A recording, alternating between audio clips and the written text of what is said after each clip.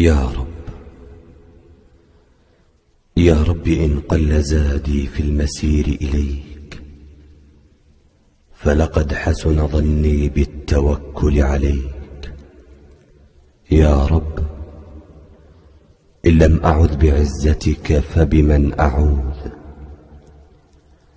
وإن لم ألذ بقدرتك فبمن ألوذ. يا رب، يا رب، قد ألجأتني الذنوب إلى التشبث بعفوك، وأحوجتني الخطايا إلى استفتاح أبواب صفحك، ودعتني الإساءة إلى الإناخة بفناء عزك. يا رب، حملتني المخافة من نقمتك على التمسك بعروة عطفك، وما حق من اعتصم بحبلك أن يخذل، فلا تخلنا يا رب من حمايتك. يا رب،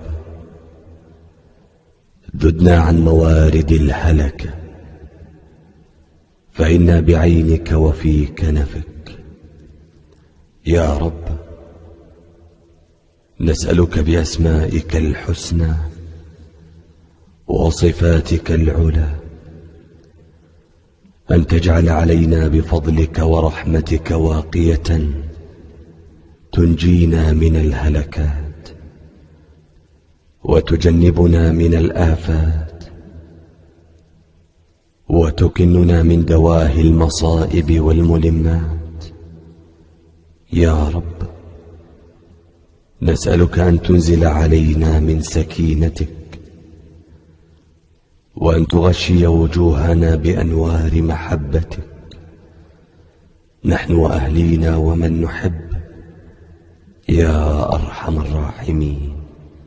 يا رب.